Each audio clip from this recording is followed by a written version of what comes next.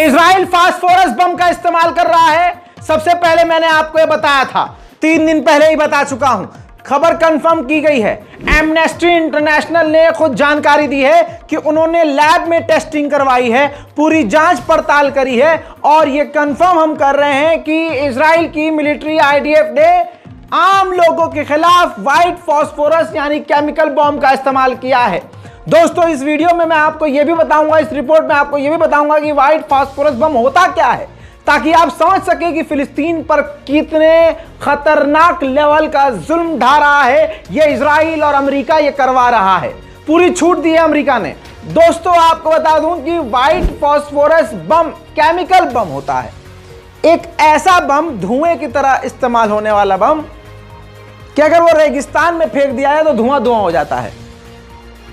और गर्मी इस बम में इतनी ज्यादा होती है कि रिपोर्ट यह है कि अगर इस व्हाइट फास्फोरस बम से इंसान अगर 10% भी जल जाए तो जिंदगी उसकी खराब हो जाती है, हड्डी गल जाती है। अगर यह हड्डी तक, गोश्त तक लग जाए, हड्डी जल जाती है, सड़ जाती है।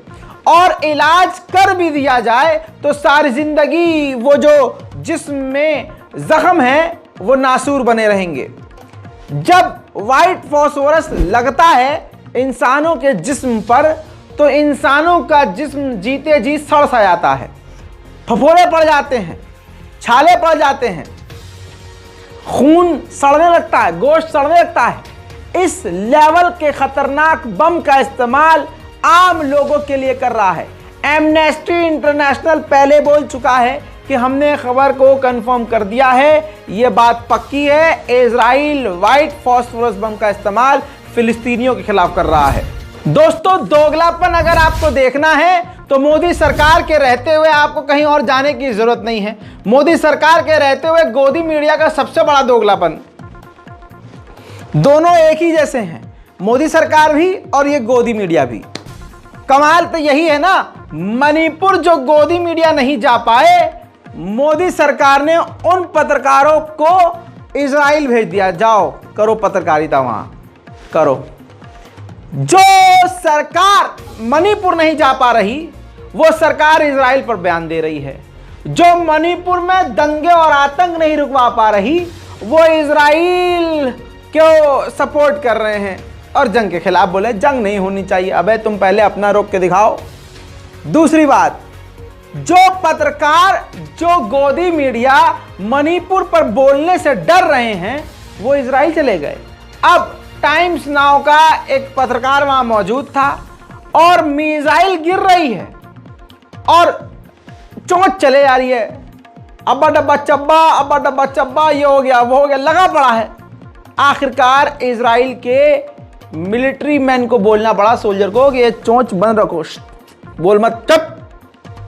तो ये दुनिया में जहां जाते हैं, एक तो इनका पापा और ये ससुर खुद और एक इनकी औलाद अंधभक्त, ये हर जगह जहालत दिखाते हैं। देखिए, एक बार फिर से डर का माहौल पैदा हो रहा है और सभी को डरते हुए आपको नजर आएगा कि किसी भी वक्त कहीं पे रॉकेट फट सकता है। इस वक्त आप देख सकते हैं कि सभी लेटे हुए दीवारों के पीछे इस समय छुपे हुए, इस समय हालत बहुत ही नाजुक बताई जाती है। आप देख सकते हैं जो भी कोई शख्स है, चाहे सुरक्षाकर्मी है या चाहे कोई इजराइल की फोर्सेस का या बॉम्ब डिस्पोजल स्क्वाड का, आप देख सकते हैं सभी इस समय जमीन पे लेटे हुए हैं। कि थोड़ी देर पहले यहाँ पे रॉकेट फटा था, 5 मिनट पहले, और एक बार फिर से सायरन की आवाज सुनाई दे रही है। इसका मतलब कि लगातार हमास यहाँ पे टारगेट करने की कोशिश कर रहा है। देखिए इस समय हालत, यहाँ सिचुएशन कितनी गंभीर बनी हुई है। लगातार कोशिश देखिए इस समय किस तरीके से कर रहे हैं। आप देखिए हल्के हल्के उठने की कोशिश कर रहे हैं क्योंकि ये यहाँ पे रूटीन बन गया है। इसी के साथ दोस्तों आपको बताऊंगा आंकड़े, ताजा आंकड़े मेरे पास मौजूद हैं। फिलिस्तीनी आज की तारीख तक 1800 गाजा में मारे गए हैं। अल्लाह अकबर, 1800 फिलिस्तीनी, यानी 1800 घर उजड़ गए हैं। 4 लाख से ज्यादा जुमे के दिन तक, शाम होते होते तक 4 लाख गाजा के लोगों ने गाजा को छोड़ दिया है। दोस्तों, इतना ही नहीं, पूरा गाजा अब रहने लायक ही नहीं है, कोई भी मकान सही सलामत नहीं है। अल्लाह अकबर। देखिए दोस्तों, अल जलाल वल जमाल वस्सनाउ वल बहा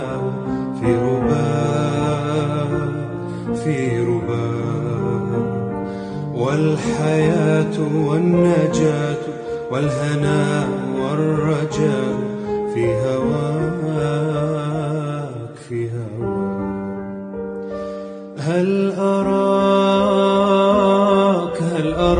गाजा के सिविल डिफेंस अफसर ने कहा है 90 से 95% इजराइल सिर्फ सिविलियंस के घरों को, सिविलियंस को निशाना बना रहा है। इजराइल को लेबनान का भी डर है।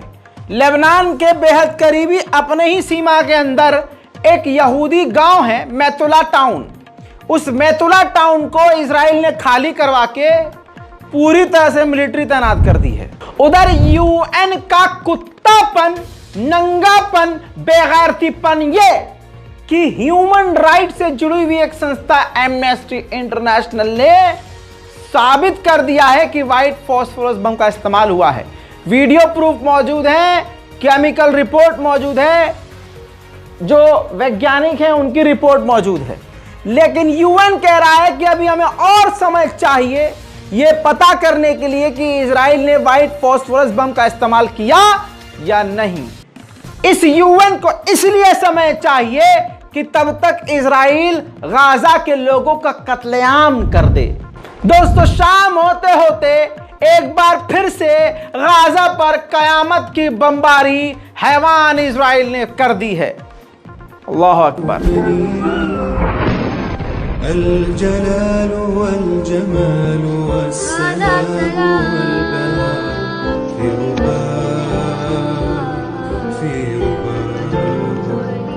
वल हयात वन नजात वल हना वर रजा في هواك في هواك هل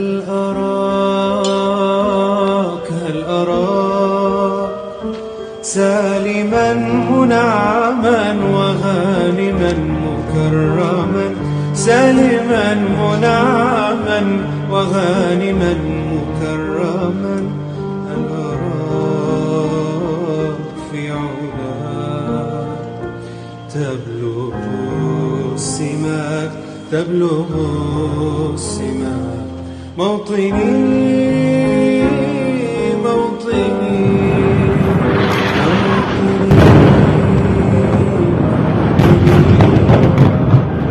الجلال والجمال والسناء والبهاء في رباك في رباك। दोस्तों, गाजा के मुसलमानों को कटा पिटा देख करके भारत में खास समुदाय और खास धर्म के लोग खुश हो रहे हैं। छोटे छोटे गोद के बच्चों को मरा हुआ देख करके वो इंसानियत वाले, वो अपने भगवान का नाम लेकर स्पेशल नारा गलियों में लगाने वाले वो शांति दूत खुश हैं।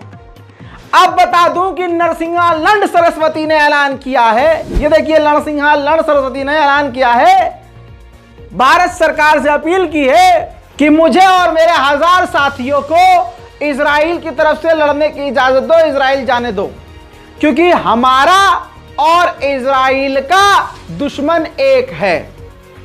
इस नरसिंहा लंड सरस्वती को यही नहीं पता कि इजराइल को जो तू अपना नाजायज बाप कह रहा है, वही यहूदी खुल्ला खुल्ला बोलते हैं कि हिंदू हो, मुसलमान हो, क्रिश्चियन हो, कोई और हो, उनको जीने का अधिकार ही नहीं है। ससुरे, पता चला तू वहां गया, तेरे में ही बंबू हो गया, वापस ही नहीं। मैं मोदी सरकार से हाथ जोड़कर निवेदन करता हूं पूरे मुस्लिम समुदाय की तरफ से, इस नरसिंहा लंड सरस्वती को और भारत के तमाम आण भक्तों को जितनी जल्दी हो सके इजराइल भेजो। हाथ जोड़कर निवेदन है, कसम है मोदी जी आपको, इनको भेजो पहले। और जैसे ही मोदी जी ने कह दिया कि इनको हम भेज रहे हैं, भाई बहनों, भारत से एक जहाज भरकर इजराइल भेजा जा रहा है, जिसमें नरसिंहा लंड सरस्वती सबसे आगे रहेगा और उसके साथ 1000 उनके साथी। याद रखना, अल्लाह की कसम, ये उसी दिन गायब हो जाएंगे। एयरपोर्ट छोड़ो, अपने घर में गड्ढा खोद के अंदर ही मिट्टी डाले, हाँ मैं मुंह से निकल गई। ये रहेगा इनका हाल। आपको बता दूं, ये जो लाल सिंह जो चीख रहा है, ये कई बार बता चुका हूं, यहूदी क्लियर बोलते हैं कि ये हिंदू तक का नाम लिया है कि ये हमारे दुश्मन है, हिंदुओं को भी जीना का अधिकार नहीं है। फिर से सुनाऊं, सुनिए। You have 6 billion idol worshippers who makes God angry every second of their life. Indian, Chinese, Japanese, Tibet, Nepal, Thailand, so many. India alone is 500 million. China is 2 billion. So many, 2 billion Christians, which are idol worshippers. Between Chinese, Hindus, Buddhists, and Christian, at least 6.5 billion people are idol worshippers that according to the Torah do not have the right to live. Idol worshipper goy, it's death penalty. Not only Jews. Even a goy who bow down to an idol, who believe in JC, deserve death penalty. हाँ, सुना, ये यहूदियों की औकात असलियत है और नरसिंहा लड़ सरस्वती चले हैं उनके लिए लड़ने। और यही नरसिंहा लड़ सरस्वती हमारे सीएम योगी आदित्यनाथ की शान में गुस्ताखी कर रहा है। और माननीय योगी जी इसका तू तड़ाक सुनकर ऐसे चुप बैठे हैं कि जैसे इस नरसिंहानंद के पास माननीय योगी जी की कोई सीडी है। समझ में नहीं आ रहा है, तू तड़ाक कर रहा है, चैलेंज कर रहा है। अभी हाल का ही 2 दिन पहले का वीडियो है, देखिए इसको। मैं प्रदेश के मुख्यमंत्री योगी जी से कहना चाहता हूं, योगी जी हमें तो तुम्हारी पुलिस आज बहुत ही बेइज्जती करी है, पर अगर तू अपने बाप की औलाद है ना तो अलीगढ़ पे बुलडोजर चला के दिखा। मैं तो केवल अपने लड़कों के लिए लड़ने जा रहा था। वे साले हरामखोर खुलेआम औरतों की लाशों को घुमाने वालों का समर्थन कर रहे थे तेरे यूपी में। अब तू ये दिखा, तेरे बुलडोजर कर ले, जो हमें मार दे, मरना मंजूर है, जो कर सकता हो कर ले हमारे साथ। आज तेरी पुलिस ने जो बेइज्जती करी है ना, आज जो बेइज्जती करी है मेरी, सारी जिंदगी से भूलूंगा नहीं। तू मार सकता है ना, जेल भेज सकता है, धाराएं लगा सकता है, नकली लगा दे। मैं भी परशुराम का बेटा हूं, इसे भूलूंगा नहीं। आज जो केवल मैं अपने बच्चों के लिए लड़ रहा हूं, ये गलती है मेरी, और तू राजा बन के बैठ गया मेरे बच्चों की मेहनत पे, हमारे खून पसीने पे। उधर फिलिस्तीन ले चलूं आपको, तो फिलिस्तीन में जबरदस्त हेब्रोन के इलाके में तमाम फिलिस्तीनी सड़कों पर निकल आए हैं गाजा के समर्थन में। जबरदस्त रैली देखिए।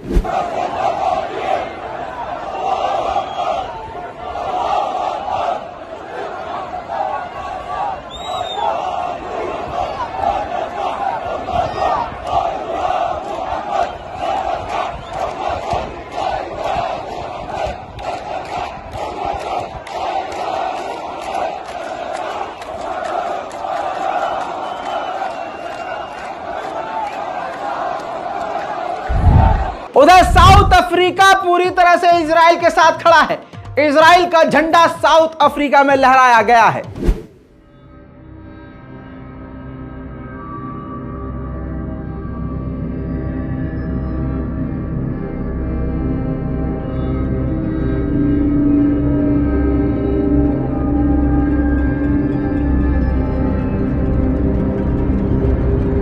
उधर यूरोप की यूनियन कमिश्नर इजराइल पहुंच गई हैं।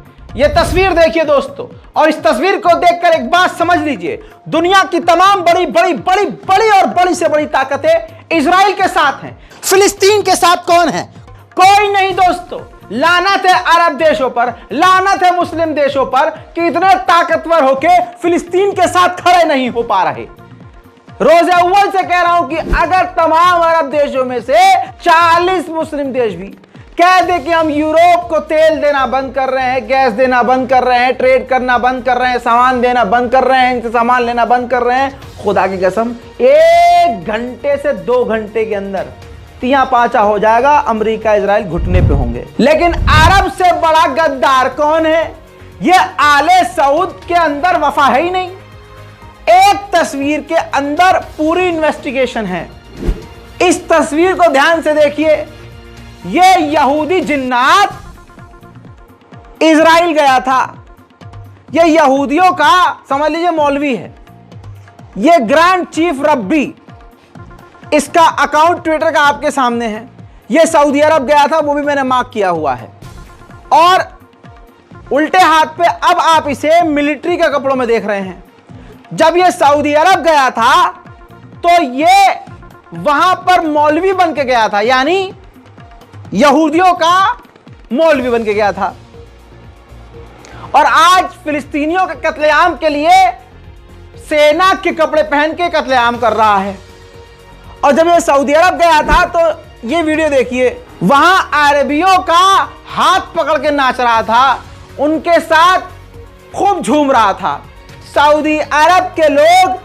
और ये खुद लिख रहा था सोशल मीडिया पर कि अब अरबियों यानी मुसलमानों और यहूदियों के बीच दूरी खत्म हो रही है। लेकिन तमाम असलियत ये सामने आ गई इस तस्वीर से। दोस्तों अब देख लीजिए हकीकत क्या है। ये यहूदियों की असलियत है, कब ये तुम्हें काट दे पता ना चलेगा। ओमान में कभी प्रदर्शन नहीं होता, शांति रहती है, लेकिन फिलिस्तीन का दर्द उन्होंने महसूस किया और गाजा और फिलिस्तीन के लोगों के लिए ओमान में अब प्रदर्शन होना शुरू हो गया।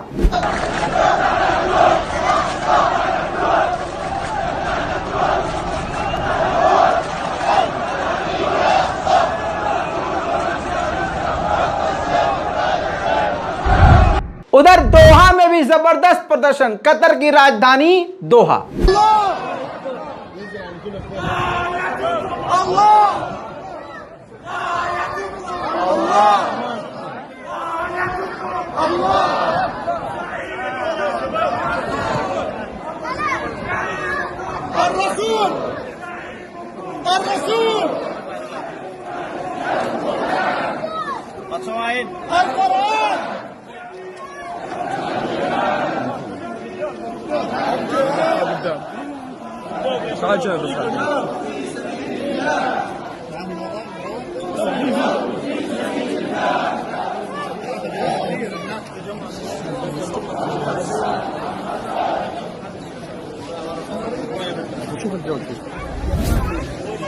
उधर बेगैरत इजिप्ट ने अपने मुस्लिम देश में ही अपने मुसलमानों को मना किया कि प्रदर्शन फिलिस्तीन के लिए ना करना, लेकिन फिर भी गैरतमंद इजिप्तियन लोगों ने प्रदर्शन किया।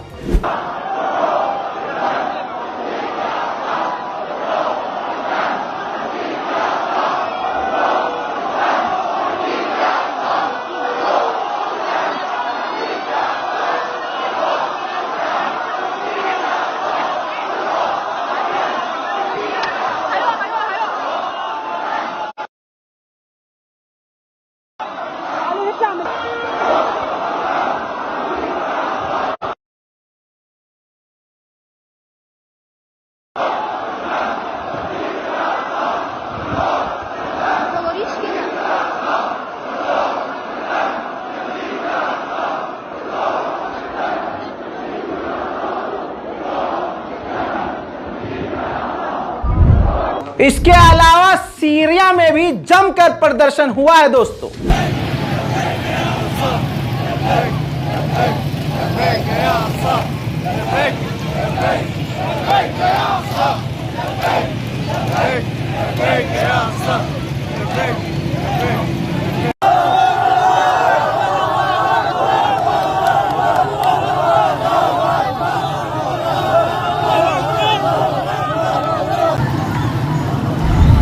उधर दोस्तों भारत के जम्मू कश्मीर से भी आवाज फिलिस्तीनियों के लिए उठी है।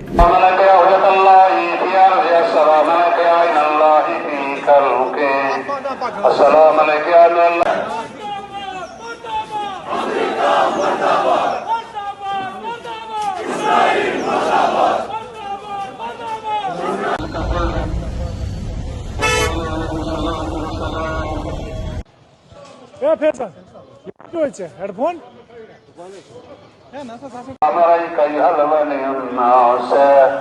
السلام عليك يا سفينة النجاة السلام عليك يا عين الحياة السلام عليك رسالة يا رسول الله الله أكبر الله أكبر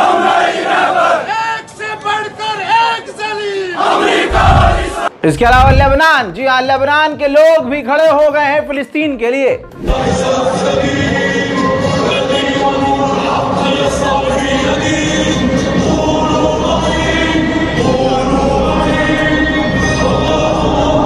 अफसोस की बात यही है दोस्तों, कश्मीर, जम्मू कश्मीर के इलाके से तो आवाज़ उठी, बाकी पूरे भारत में जिस शोरगुल के साथ आवाज़ उठनी थी वो आवाज़ न उठी। कहा जा रहा है कि लखनऊ में प्रदर्शन हुआ, अलीगढ़ में प्रदर्शन हुआ, दिल्ली में हुआ, लेकिन अगर प्रदर्शन जैसा होता तो आवाज़ अपने आप दुनिया तक पहुंचती। दोस्तों, अभी और भी जानकारी और भी बड़ी खबरें आना बाकी है। चैनल को रिफ्रेश करते रहिए, चेक करते रहिए और चैनल को सब्सक्राइब कर लीजिए।